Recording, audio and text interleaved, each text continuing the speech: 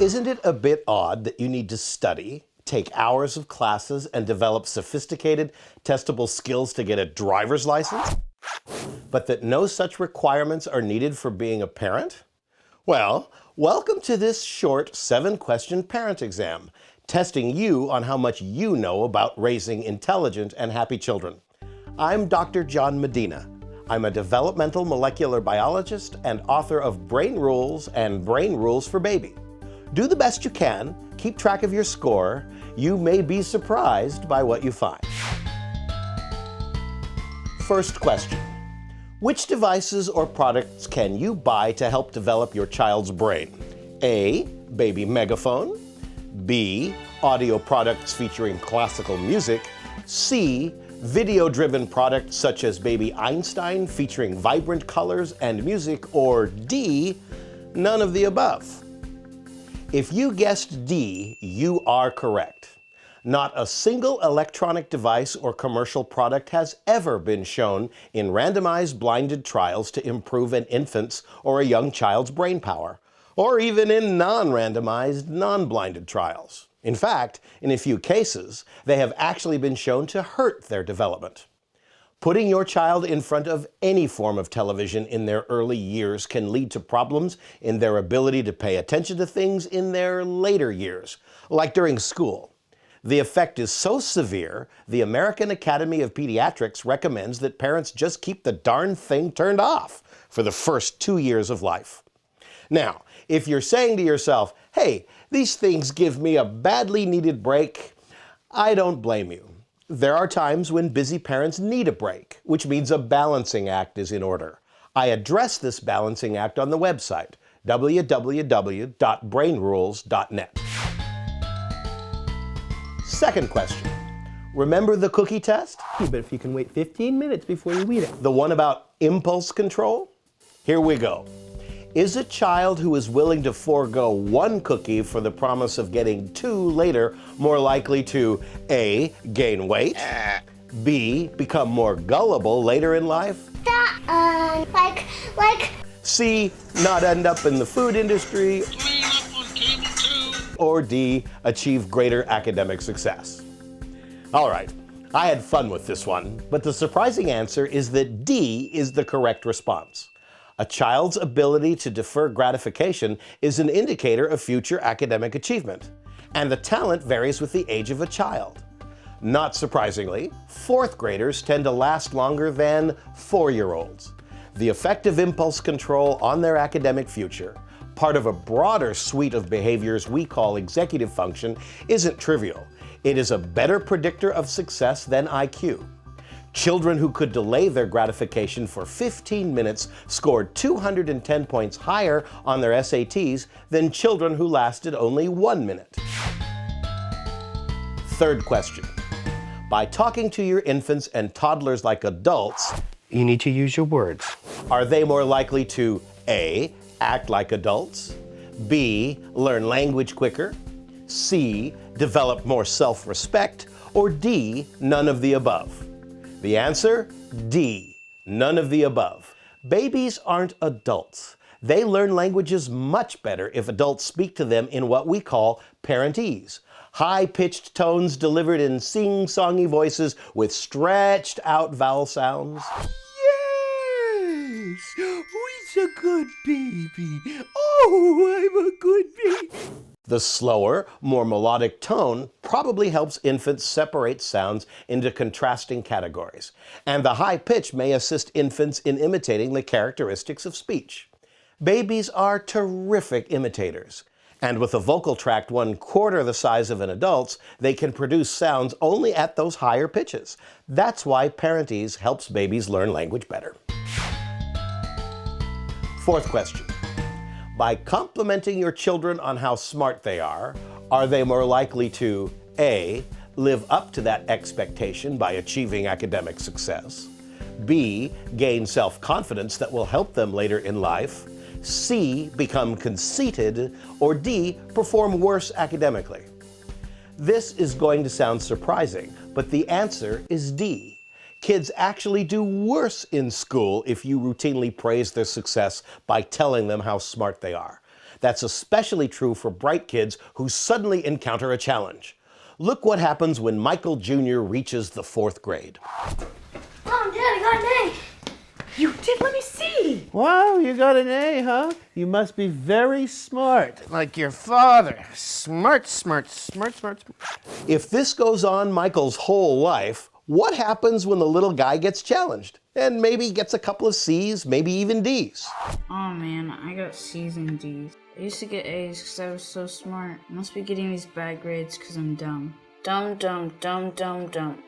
Noted researcher Carol Dweck calls these parental behaviors fixed mindset behaviors. Instead, consider this parental reaction, which Carol calls growth mindset behaviors. Mom, Dad, I got an A. You did? Let me see. Oh. You got an A, huh? You must have studied very hard. I'm very proud of you. If this alternate parental behavior goes on Michael's whole life, what happens when he gets a C? I used to get A's because I studied really hard. I probably got this C because I didn't study hard enough. Next time I'll study harder. I will not give up. Notice how Michael's relationship with failure is altered, and that makes all the difference in the world. Statistically, kids do much better in school if they are praised for their effort using growth mindset behaviors rather than praised for their native IQs using fixed mindset behaviors. These kids do better in school if a parent praises their native effort instead of their native horsepower. 5th question. It is best to deal with the passing of a child's goldfish by A, explaining that death is a part of life and they need to be strong, B, telling them it's okay and offering to buy a new one, C, telling them not to bother you with such small details, or D, none of the above. One of the most important gifts you as a parent can give to a child is simply to acknowledge big feelings when they occur in their little hearts, even if you don't agree with them. Michaela obviously feels really bad that her goldfish died. It may even be her first experience of grief. But remember Dad's response? It's a circle of life kind of a thing.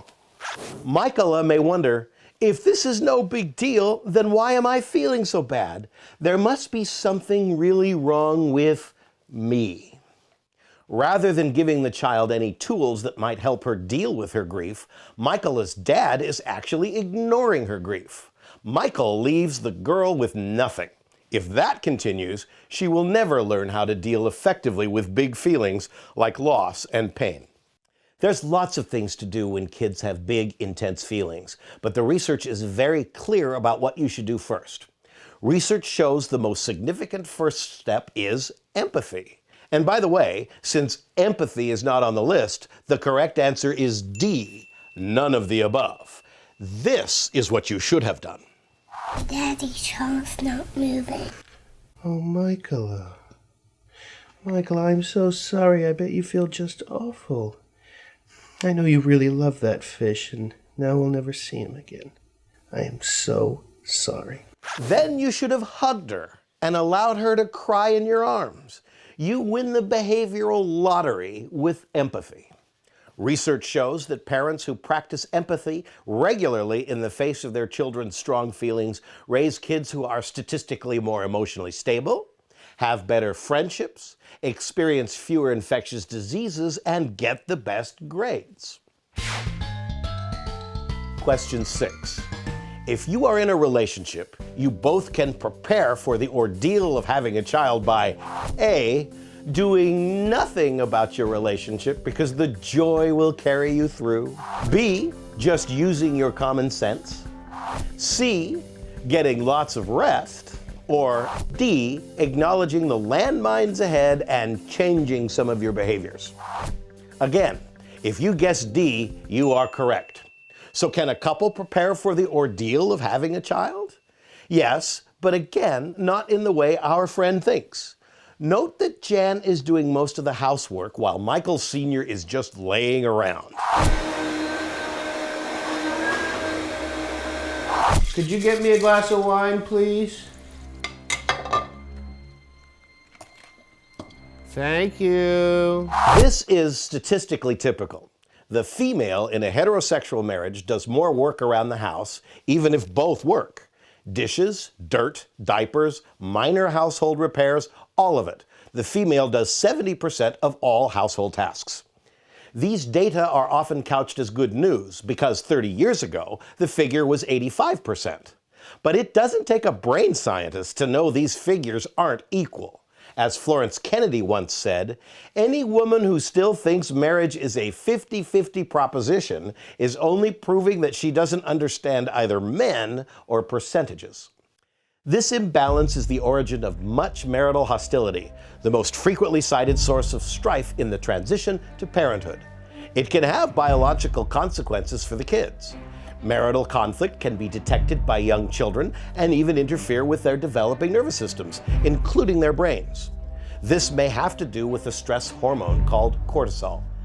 Babies respond to stress by flooding their systems with hormones like these, just like adults do. But, unlike adults, the central nervous systems of babies are still forming and are quite vulnerable.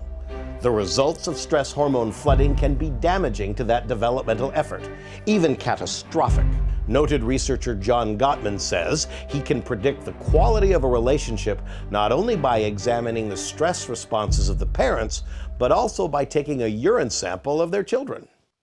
If you really want to get your kid into Harvard, husbands, pick up the dust cloth and start cleaning. I encourage all men to take a more equal share of the household chores, if for no other reason than you'll get a smarter baby if you do. And, in one of the most delightful papers to be published in a long time, you'll also get more sex.